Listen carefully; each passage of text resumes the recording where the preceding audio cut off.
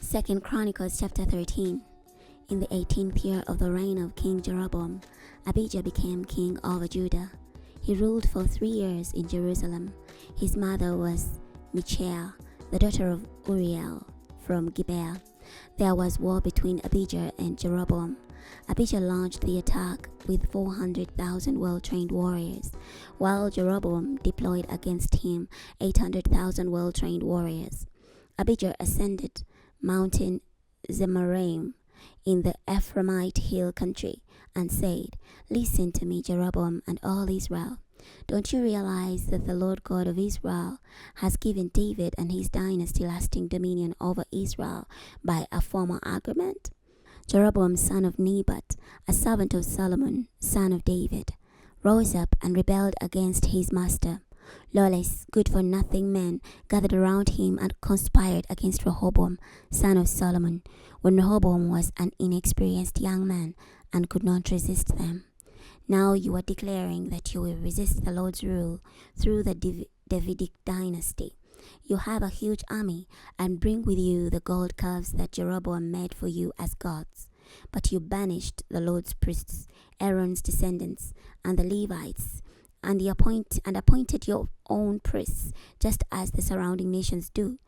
Anyone who comes to consecrate himself with a young bull or 7 rams becomes a priest for these fake gods. But as for us, the Lord is our God, and we have not rejected him. Aaron's descendants serve as the Lord's priests, and the Levites assist them with the work.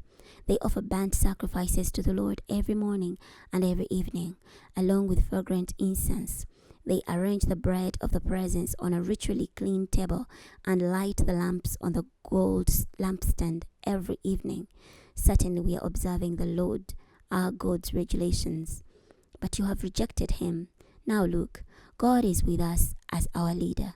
His priests are ready to blow the trumpets to signal the attack against you.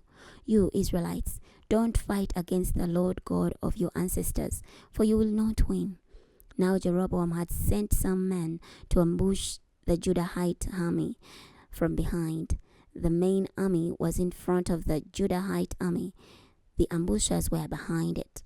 The men of Judah turned around and realized they were being attacked from the front and the rear. So they cried out for help to the Lord.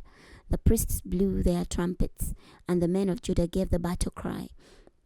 As the men of Judah gave the battle cry, the Lord struck down Jeroboam and all Israel before Abijah and Judah. The Israelites fled from before the Judahite army, and God handed them over to the men of Judah. Abijah and his army thoroughly defeated them. 500,000 well-trained Israelite men fell dead. That day the Israelites were defeated. The men of Judah prevailed because they relied on the Lord God of their ancestors. Abijah chased Jeroboam. He seized from him these cities: Bethel and its surrounding towns, Jeshanah and its surrounding towns, and Apron and its surrounding towns. Jeroboam did not regain power during the reign of Abijah. The Lord struck him down and he died. Abijah's power grew. He had 14 wives and fathered 22 sons and 16 daughters. The rest of the events of Abijah's reign, including his deeds and sayings, are recorded in the writings of the prophet Iddo. Chapter 14. Abijah passed away and was buried in the city of David. His son Asa replaced him as king. During his reign, the land had rest for 10 years. Asa did what the Lord, his God, desired and approved. He removed the pagan altars and the high places, smashed the sacred pillars, and cut down the Asherah poles. He ordered Judah to seek the Lord God of their ancestors and to observe his law and commands. He removed the high places and the incense altars from all the cities of Judah. The kingdom had rest under his rule. He built fortified cities throughout Judah, for the land was at rest and there was no war during those years. The Lord gave him peace. He said to the people of Judah, "Let's build these cities and fortify them with walls, towers, and barred gates. The land remains ours because we have followed the Lord our God, and he has made us secure on all sides." So they built the cities and prospered. Asa had an army of 300,000 men from Judah, equipped with large shields and spears. He also had 280,000 men from Benjamin, who carried small shields and were adept archers. They were all skilled warriors. Zerah, the Cushite, marched against them with an army of 1,000,000 men and 300 chariots.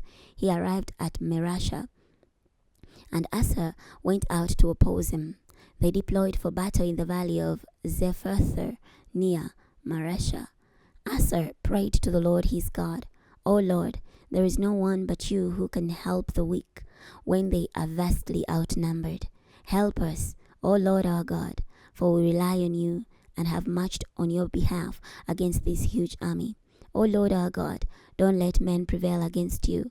The Lord struck down the Cushites before Asa and Judah. The Cushites fled, and Asa and his army chased them as far as Gerar. The Cushites were wiped out. They were shattered before the Lord and his army.